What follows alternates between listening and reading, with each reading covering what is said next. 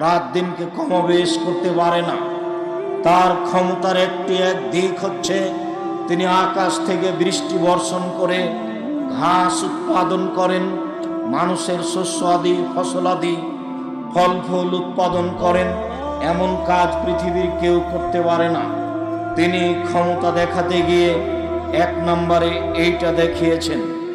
তিনি 2 নম্বরে দেখিয়েছেন যারা এই ক্ষমতাশীল পৃথিবীতে, তাদেরকে আল্লাহ ধ্বংস করে দিয়েছেন। আদ সামদ শক্তিশালী সম্প্রদায়, তাদেরকে আল্লাহ ধ্বংস করেছেন। তারা পাল্টা বিচার করতে পারেনি।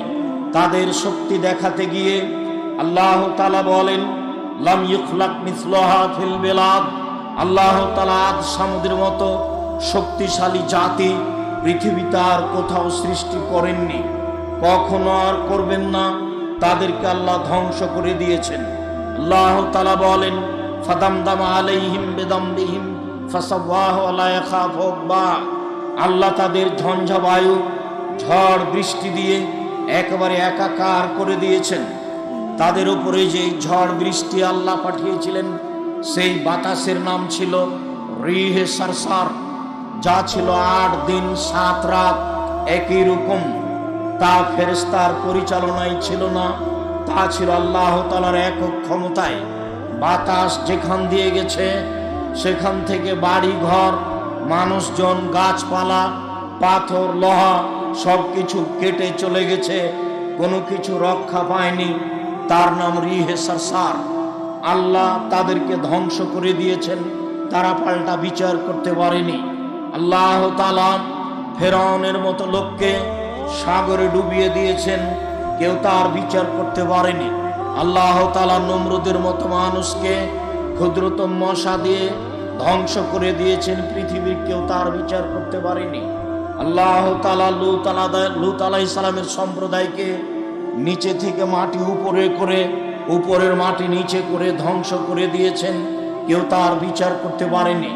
তিনি ক্ষমতা দেখাতে গিয়ে দেখিয়েছেন শক্তিশালী জাতিকে, অপরাধী জাতিকে আল্লাহ ধ্বংস করে দিয়েছেন, কেউ তার বিচার করতে পারেনি। এ হলো মূলত ক্ষমতা। কোরআন মাজিদে বেশিরভাগ আলোচনা এটাই, যেখানে সেখানে পাতায় পাতায় এইসব আলোচনা রয়েছে। দ্বিতীয় আলোচনা রয়েছে আল্লাহর দয়া ও ক্ষমার কথা। কোরআন মাজিদকে দয়া এবং রহমত দিয়ে ভরে ফেলা হয়েছে। কতবার রহমান, কতবার রাহিম, কতবার গাফুর, কতবার ওয়াদুদ এসেছে বেহিসাব। আমরা পড়তেও পারি না, বুঝতেও পারি না, পড়াও বুঝার চেষ্টাও করি না। শুধুমাত্র জানি কোরআন মাজিদ আরবি ভাষায় লেখা আছে, সম্মান করতে হয়। সম্মানিত দিনী ভাই বোন, এই কোরআন মাজিদে দ্বিতীয় আলোচনা আছে রহমান রাহিম, দয়াশীল ক্ষমাশীল। এই আলোচনা দিয়ে আল্লাহ কোরআন মাজিদকে ভরে ফেলেছেন। তৃতীয় আলোচনা কোরআন মাজিদে রয়েছে কিছু বিধান। সালাত আদায় করতে হয়, সিয়াম পালন করতে হয়, যাকাত দিতে হয়, হজ করতে হয়, চুরি করলে হাত কাটা যায়, ওযু করতে হয়, পানি না থাকলে তায়াম্মুম করতে হয়। এইসব বিধান দেওয়া আছে। চতুর্থ দেওয়া আছে মাঝে মধ্যে জাহান্নাম আর জান্নাত, মাঝে মধ্যে জাহান্নাম আর জান্নাতের আলোচনা আছে। এই হলো 4 ধরনের আলোচনা দিয়ে কোরআন মাজিদ পরিপূর্ণ করা আছে, যা আমরা বুঝতে পারি না। সম্মানিত দিনী ভাই বোন, তার একটি আলোচনা হচ্ছে আল্লাহর দয়া। আল্লাহর দয়ার আলোচনায় সর্বপ্রথম আয়াত যেটা আপনাদের সামনে পেশ করি, আসহাবে কাহাফ বলেছিল শক্তিশালী ক্ষমতাধর বাদশাহ দাকিয়ানুস ডিকেটিস যখন নিজেকে আল্লাহ বলে দাবি করেছিল, তখন তাদের সামনে সাহস পাওয়ার জন্য, নিরাপত্তা পাওয়ার জন্য আসহাবে কাহাফ বলেছিল রব্বানা আতিনা মিন লাদুনকা রাহমা, হে আমাদের প্রতিপালক, তুমি তোমার পক্ষ থেকে আমাদের প্রতি রহমত বর্ষণ করো। ওয়া হাইয়্যি লানা মিন আমরিনা রাশাদা, আর তুমি আমাদের কাজকে সুন্দরভাবে সাজিয়ে দাও, যাতে করে আমাদের কথা ও কর্মে কোনো ত্রুটি না হয়। আসহাবে কাহাফ গর্তবাসী আল্লাহর কাছে দয়া রহমত চেয়েছিল এবং কাজের সঠিকতা, সঠিক কাজ করা, সঠিক কথা বলা আল্লাহর কাছে চেয়েছিল। সম্মানিত দিনী ভাই বোন, আমাদেরকে আল্লাহর রহমত মাঝে মধ্যে চাইতে হবে। এটাই আল্লাহ আমাদের আদেশ করেছেন, যা আমাদের প্রয়োজন।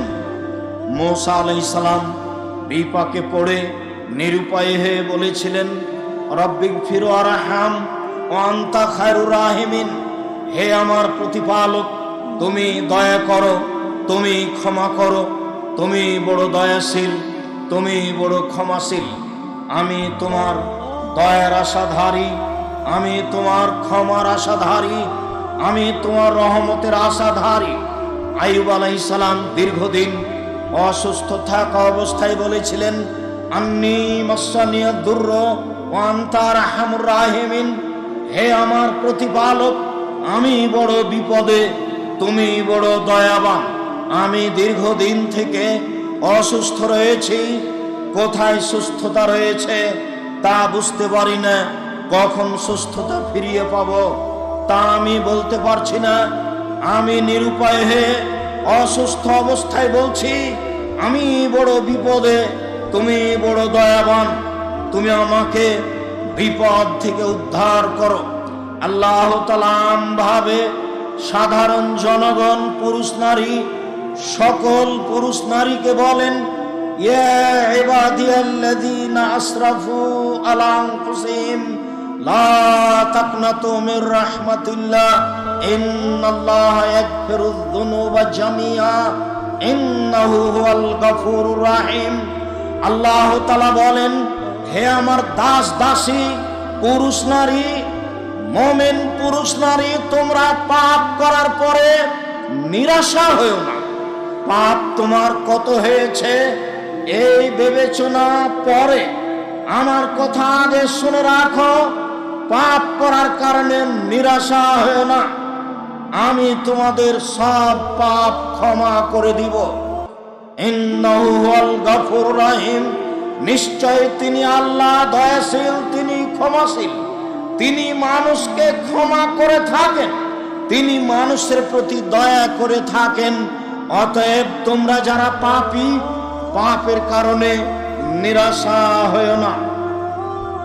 আল্লাহ তাআলা বলেন যে আমরা রাত দিন বলে থাকি, সালাতে প্রথমে পড়ে থাকি সূরা ফাতিহা, আলহামদুলিল্লাহি রাব্বিল আলামিন, বিশ্বজগতের প্রতিপালকের প্রশংসা, আর রহমানুর রহিম, তিনি হচ্ছেন পরম দাতা, দয়ালু, তার দয়ার অভাব নেই, তার রহমতের অভাব নেই। মানুষ তার দয়া রহমতকে বুঝতে পারে না, বোঝার চেষ্টা করে না, বুঝার জন্য কারো কাছে আশ্রয় নেয় না।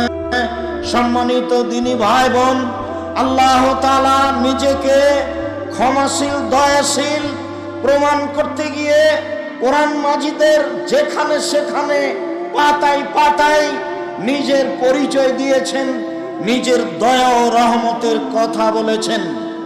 সম্মানিত দিনী ভাই বোন, আবু হুরায়রা রাদিয়াল্লাহু তাআলা আনহু বলেন, রাসূল সাল্লাল্লাহু আলাইহি ওয়াসাল্লাম বলেছেন, লাম্মা খালাকাল্লাহুল খালকা, যখন আল্লাহ তাআলা মাখলুক প্রাণী সৃষ্টি করলেন, পৃথিবী সৃষ্টি করলেন, যখন তার সবকিছু সৃষ্টি করা হয়ে গেল, কাতাবা কিতাবান, তা তিনি লিখিত করলেন, একটা খাতায় লিখলেন। ফাইন্দাহু ফাওকা আরশিহি, তা তার নিকটে রয়েছে, আরশের উপরে সেই খাতাটি তার নিকটে আছে, আরশের উপরে আছে। সেই খাতায় একটা কথা লেখা আছে, তা হচ্ছে ইন্না রাহমাতি সাবাকাত গাযাবি, নিশ্চয় আমার দয়া আমার রাগকে পার করে গেছে। পৃথিবীর মানুষ মনে রেখো, আল্লাহ মানুষের বিচার রাগ দিয়ে করবেন না। আল্লাহ তাআলা বলেন, পৃথিবীর মানুষ মনে রেখো, তোমাদের প্রতিপালক আল্লাহ, তিনি তার রাগ দিয়ে বিচার করবেন না, তিনি বিচার করবেন তার দয়া দিয়ে, যেহেতু তার দয়া তার রাগকে পার করে গেছে। আবু হুরায়রা রাদিয়াল্লাহু তাআলা আনহু বলেন, রাসূল সাল্লাল্লাহু আলাইহি ওয়াসাল্লাম বলেছেন, লাম্মা কাযাল্লাহুল খালকা, যখন আল্লাহ তাআলা মাখলুক সৃষ্টি করার কাজ শেষ করলেন, কাতাবা কিতাবান, তখন তিনি লিখিত করলেন, একটা খাতায় সবকিছু লিখলেন।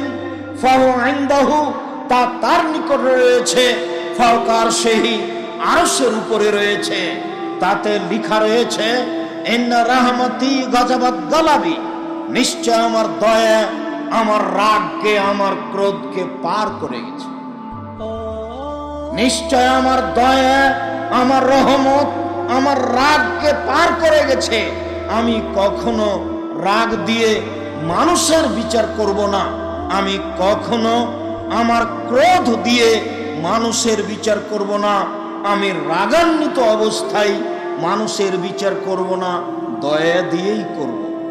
আবু হুরায়রা রাদিয়াল্লাহু তাআলা আনহু বলেন, রাসূল সাল্লাল্লাহু আলাইহি সাল্লাম বলেছেন, তাহাজ্জাতুন নার ওয়াল জান্নাহ, বিচারের মাঠে জাহান্নাম এবং জান্নাত আল্লাহর নিকটে হইচই লাগিয়ে দিবে।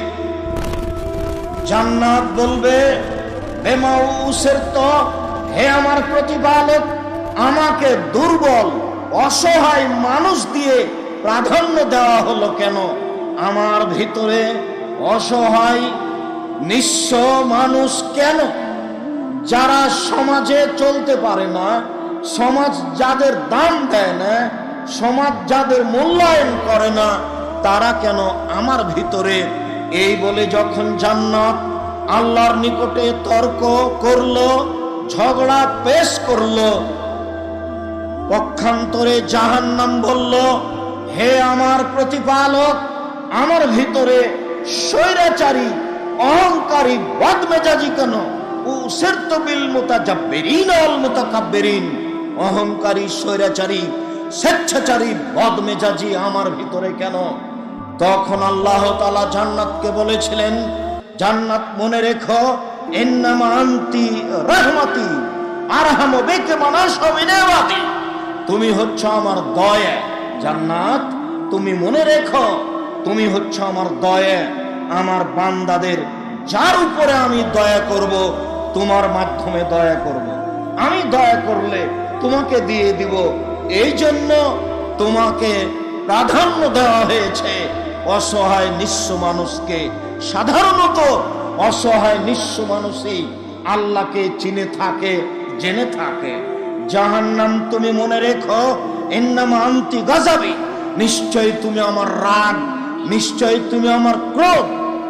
ওয়াযিবু বিকা মান আশা মিন ইবাদি, তোমাকে দিয়ে আমি শাস্তি দিব আমার বান্দার যাকে ইচ্ছে। সবাইকে আমি শাস্তি দিব না, আমি দয়া দিয়েই বিচার করব।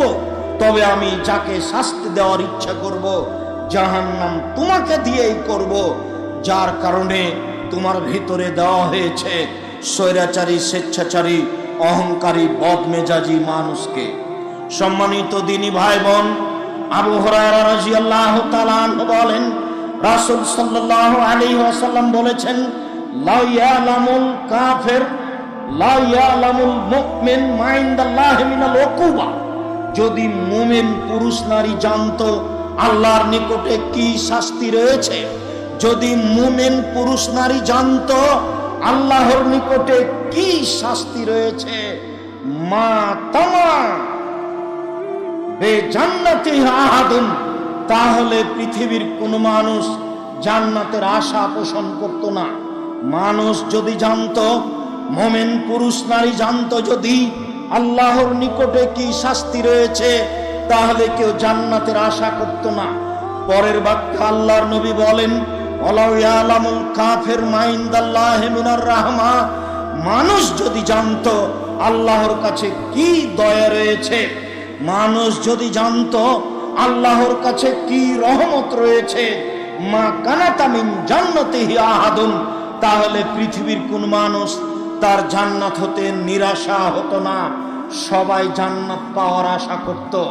যেহেতু মানুষ আল্লাহর দয়াকে জানে না, যেহেতু মানুষ আল্লাহর রহমতকে বুঝে না, যার কারণে মূল্যায়ন করতে পারে না, নিরাশা হয়ে পড়ে বা জান্নাত পাবো না বলে, বা কাফের অবস্থায় মরে যায়, ফিরে আসার চেষ্টা করে না তার না জানার কারণে। সম্মানিত দিনী ভাই বোন, সত্যি যদি বুঝতে পারতাম আল্লাহর দয়া রহমত কত, তাহলে আমরা এভাবে নিরাশা হতাম না। নিরাশা হবই বা কেন? আমাদের জানা আছে সেই ঘটনা। ওই তো সেই দিন বলছিলাম, আবু হুরায়রা রাদিয়াল্লাহু তাআলা আনহু বলেন, রাসূল সাল্লাল্লাহু আলাইহি ওয়াসাল্লাম বলছেন, কানা রাজুলুন ফি বানি ইসরাঈল লাম ইয়ামাল খায়রান কাত্ত। আজ থেকে নিয়ে হাজার হাজার বছর পূর্বে একটা লোক ছিল, যে লোকটা জীবনে কোনোদিন ভালো কাজ করেনি। আল্লাহর নবীর মুখের ভাষা, তিনি বলেছেন লাম ইয়ামাল খায়রান কাত্ত, সে জীবনে কোনোদিন ভালো কাজ, কোনো ভালো কর্ম করেনি। ফালাম্মা হাজারাহুল মাউত, যখন তার কাছে মরণ চলে এসেছে, আওসা বানিয়ে সে তখন তার ছেলেদেরকে আদেশ করেছে। সে তার ছেলেদেরকে আদেশ করে বলেছে, আমার আদরের ছেলেরা শোনো, ফালাম্মা মাতা, যখন তোমাদের পিতা মারা যাবে তখন একটা কাজ করিও, ফাহাররিকুহ, তোমরা তাকে আগুন দিয়ে জ্বালিয়ে দিও, সুম্মাজরু নিসফাহু ফিল বাররে ও নিসফাহু ফিল বাহরে, এরপরে তোমরা অর্ধেক ছাই পানিতে ফেলে দিও, অর্ধেক ছাই মাটিতে ফেলে দিও। কেন? লাইন কাদারাল্লাহু আলাইহি, আল্লাহ যদি তাকে ধরতে পারে, আল্লাহ যদি তোমাদের পিতাকে ধরতে পারে, লাইয়াদবু আদাবান লাইয়াদবু আহাদাম মিনাল আলামিনা, তাহলে তাকে এত শাস্তি দিবেন, পৃথিবীর কোন মানুষকে আল্লাহ অত শাস্তি দিবেন না। শুনে রেখো, তোমাদের পিতাকে যদি আল্লাহ ধরতে পারেন তাহলে এত শাস্তি দিবেন, এত শাস্তি দিবেন, এত শাস্তি দিবেন, পৃথিবীর কোন মানুষকে আল্লাহ তত শাস্তি দিবেন না। অতএব তোমরা এই কাজটা করিও যাতে করে আল্লাহ ধরতে না পারেন।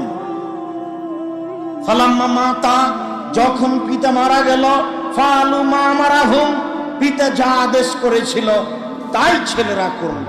ফামারাল্লাহুল বাহরা ফাজামা বিমা ফিহি, আল্লাহ সাগরকে আদেশ করলেন, ছাইগুলি জমা করে দাও।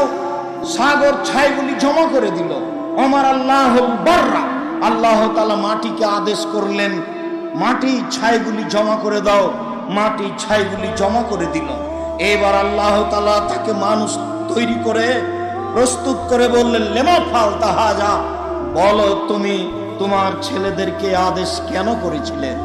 তখন লোকটি বলেছিল, মিন খাশিয়াতিকা, তোমার ভয়ে করেছি, ওয়ান তাআলাম, তুমি ভালো জানো। আল্লাহ তুমি শোনো, আমি সত্য সত্য তোমার ভয়ে করেছি না আমি নিজে নিজে করেছি, এই কথা তুমি ভালো জানো। আমি বলছি একমাত্র তোমার ভয়েই এটা করেছি, আমি অন্য কোনো কারণে করিনি। আল্লাহ তাআলা বললেন, ঠিক আছে, গাফারতু লাকা, আমি তোমাকে ক্ষমা করে দিলাম। সম্মানিত দিনী ভাই বোন, এত বড় অপরাধী যদি কোনোদিন কোনো ভালো আমল না করে শুধুমাত্র আল্লাহর ভয়ে এই কাজ করে থাকে, তার বিনিময়ে যদি জান্নাত হতে পারে, আমি নিরাশা হব কেন? আমার কি হলো এমন পাপের কারণে আমি নিরাশা হয়ে যাব? তা কখনো নহে। এইটা হবে কাফেরদের লক্ষণ, যারা আল্লাহকে মানে না, যারা আল্লাহকে বিশ্বাস করে না, যারা আল্লাহকে চিনে না, তাদেরই এমন হতে পারে। আবু সাঈদ খুদরি রাদিয়াল্লাহু তাআলা আনহু বলেন, রাসূল সাল্লাল্লাহু আলাইহি সাল্লাম বলেছেন, কানা রাজুলুন ফি বানি ইসরাঈল কাতালা 99 ইনসান, হাজার হাজার বছর আগে একটা লোক 99 জন মানুষকে হত্যা করেছিল। 99 জন মানুষকে হত্যা করার পরে ফাখারাজা ইয়াসআলু, সে বাড়ি থেকে বের হলো, সে ফতোয়া জিজ্ঞাসা করবে বাঁচার কোনো পথ আছে কিনা। ফাতা রাহেবান, এরপরে সে একজন দরবেশের কাছে আসলো। মনে রাখবেন, আলেম আর দরবেশ এক নয়। আলেম হচ্ছে যে আল্লাহকে চিনে এবং ইবাদত করে, আর দরবেশ হচ্ছে যে আল্লাহকে চিনে না কিন্তু ইবাদত করে। আল্লাহকে জানে না, সে কত ক্ষমতার অধিকারী কিন্তু ইবাদত করে।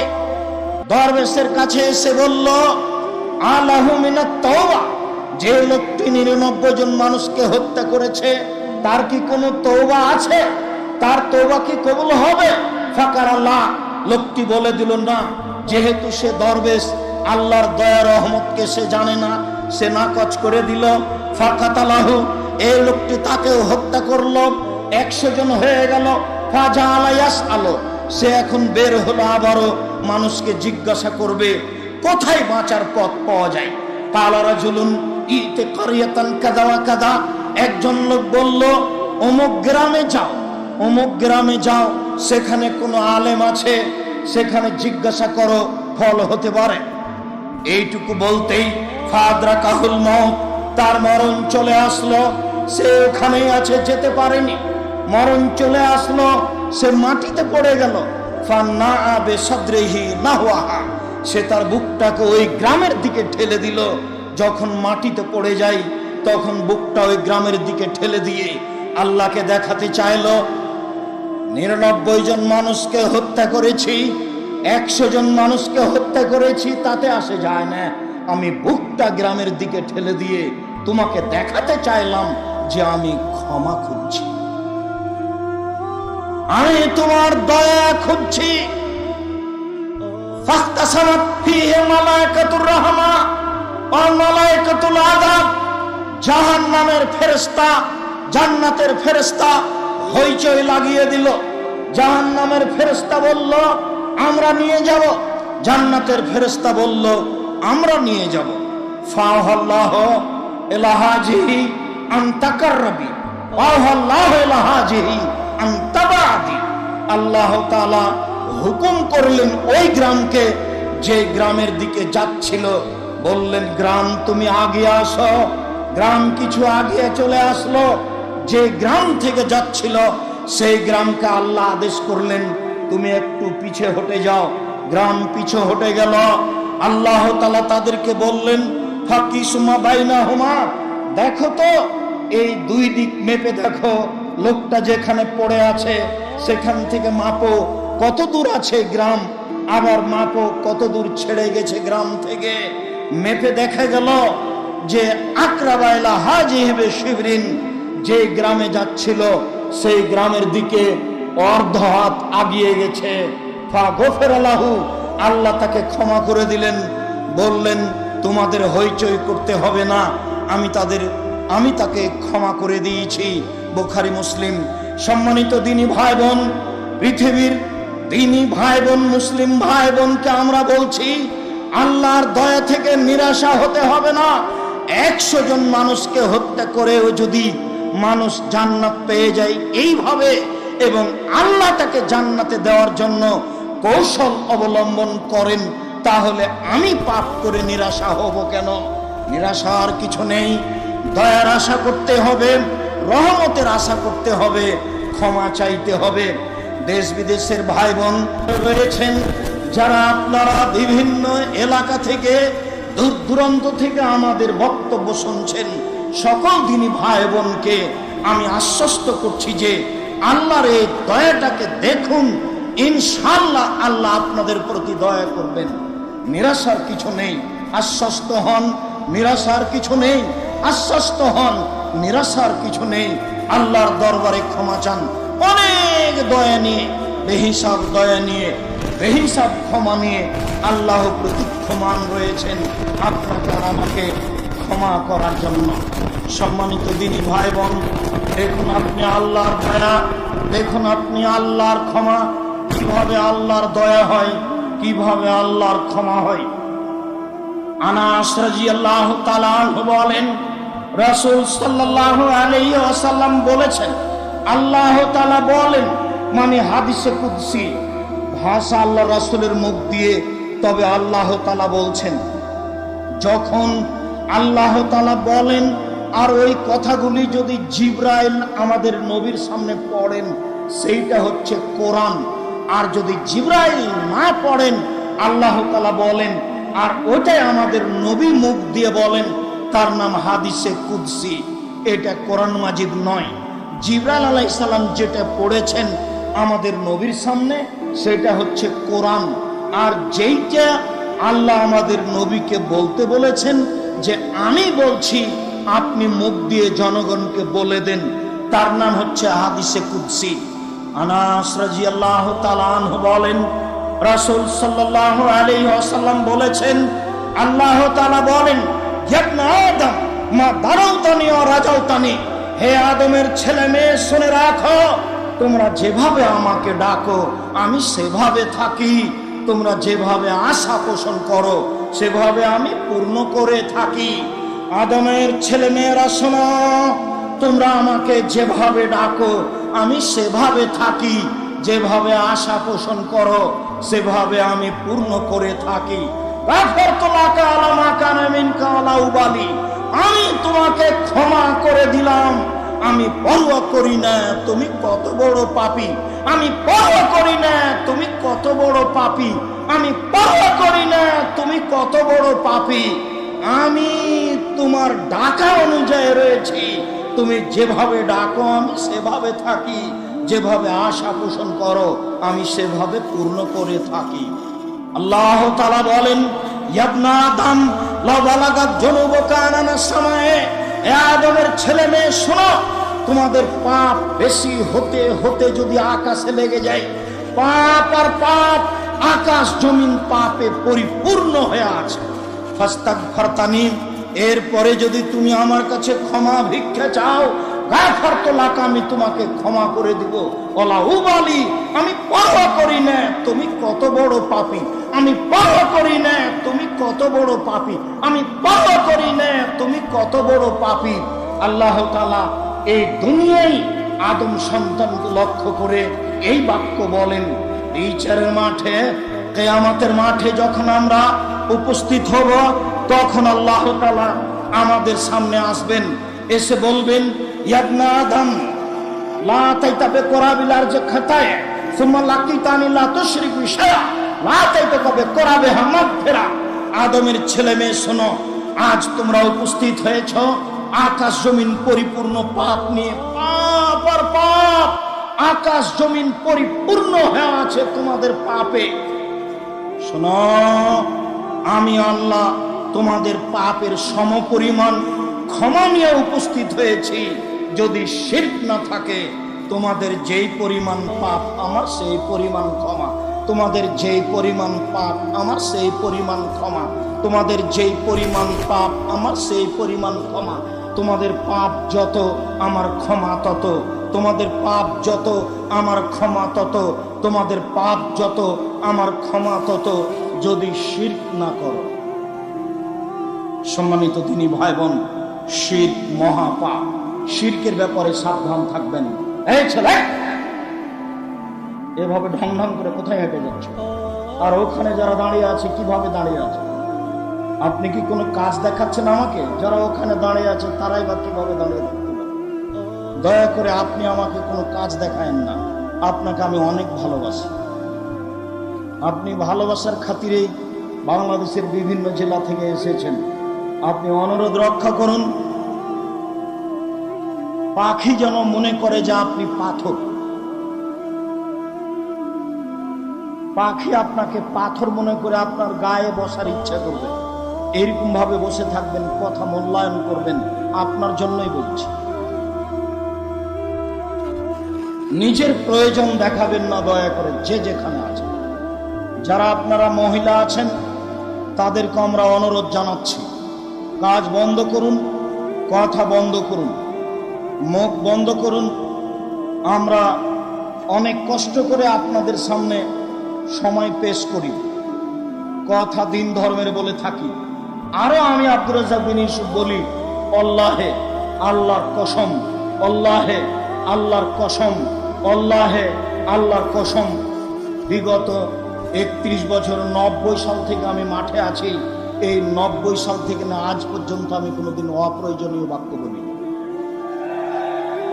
90 সাল থেকে নিয়ে এখন পর্যন্ত আমি কোনোদিন কেসা কাহিনী বলিনি। 90 সাল থেকে নিয়ে এখন পর্যন্ত আমি কোনোদিন কারো বিরুদ্ধে কথা বলিনি। আমার বলা প্রয়োজন হয় না। আমি আপনার জন্যই অপেক্ষা করছি। আপনি কেন রাস্তায়, আপনি কেন দোকানপাটে, আপনি কেন নিজের প্রয়োজন নিয়ে ব্যস্ত? উদ্বোধনী আলোচনায় আপনাকে আমি অনুরোধ জানিয়েছি যে আপনি এভাবে সময় ক্ষেপণ করিয়েন না। এখানে কোনো দলাদলি আলোচনা হয় না, এখানে বিষয়ভিত্তিক কোরআন এবং হাদিসের আলোচনা হয়। এখানে কারো পক্ষে বিপক্ষে কথা হয় না, এখানে কারো প্রশংসা করে কাউকে তুলে দেওয়া হয় না। অতএব বিনীত অনুরোধ, কথা মূল্যায়ন করার চেষ্টা করুন, বিপাকে পড়িয়েন না। অনেক কষ্ট করে দূর দূরান্ত থেকে এসেছেন। আবু হুরায়রা রাদিয়াল্লাহু তাআলা আনহু বলেন, রাসূল সাল্লাল্লাহু আলাইহি ওয়াসাল্লাম বলেছেন, লা ইয়াকুদু কওমুন ইয়াযকুরুনাল্লাহ, যখন কোন সম্প্রদায় কোন জায়গায় বসে, যেমন আমরা এখন বসে আছি, তারপরে যখন তারা জিকির আজকার তাসবিহ তাহলিল করে, আলোচকের দিকে লক্ষ্য করে মাঝে মধ্যে তাসবিহ তাহলিলে ব্যস্ত থাকা উচিত। রব্বিক ফিরলি অতুব আলাইয়া ইন্নাকা আনতাত তাওয়াবুল গফুর। কোন বৈঠকে বসে আল্লাহর নবী বৈঠক শেষ করার পূর্বে প্রায় 100 বারের বেশি এই দোয়াটি পড়তেন, রব্বিক ফিরলি অতুব আলাইয়া, হে আমার প্রতিপালক তুমি আমাকে ক্ষমা করো, আমার তওবা কবুল করো, ইন্নাকা আনতাল গফুরুর রহিম, তুমি হচ্ছ ক্ষমাশীল, তুমি হচ্ছ দয়াশীল। কেন এত কথা বলছেন? কেন এত প্রয়োজন মেটাচ্ছেন? এই প্রয়োজন দিয়ে কি হবে? এত কথা দিয়ে কি হবে? আমি অনুরোধ জানাচ্ছি, আমি আব্দুর রাজ্জাক বিন ইউসুফ আপনাদের খুব কাছের মানুষ হিসাবে দিন ধর্মের কথা মূল্যায়ন করার জন্য অনুরোধ জানাচ্ছি। আল্লাহর নবী বলেন, পৃথিবীর মানুষ শুনে রেখো, যখন কোন সম্প্রদায় কোন মানুষ এক জায়গায় বসে কোরআন হাদিসের আলোচনা করে, তাসবিহ তাহলিল জিকির আজকার করে, ইল্লা হাফাতহুমুল মালায়েকা, তখন ফেরেশতা তাদেরকে ঘিরে নেন। ওয়া গাশিয়াতহুমুর রাহমা, দয়া তাদেরকে ঢেকে নেয়, দয়া তাদেরকে ঢেকে নেয়। ওয়া নাযালাত আলাইহিমুস সাকিনা, তাদের উপরে আল্লাহর পক্ষ থেকে নিরাপত্তা অবতীর্ণ হয়। হাদিস তো বুখারী মুসলিম। আপনি এখন কি বুঝাতে চাচ্ছেন? আমরা এই হাদিসের অধিকারী কি না? অধিকারী হওয়ার জন্য অনুরোধ জানাচ্ছি। এটাই তো সেই বৈঠক। আমি আব্দুর রাজ্জাক বিন ইউসুফ, আমি যেটুকু ভাঙাচোরা কোরআন হাদিস বুঝি, তাতে আপনাকে আমি বলছি, এই বৈঠকই সেই বৈঠক যেই বৈঠকের কথা আল্লাহর নবী বললেন। যখন মানুষ কোন জায়গায় বসে আল্লাহকে স্মরণ করে, তখন সেই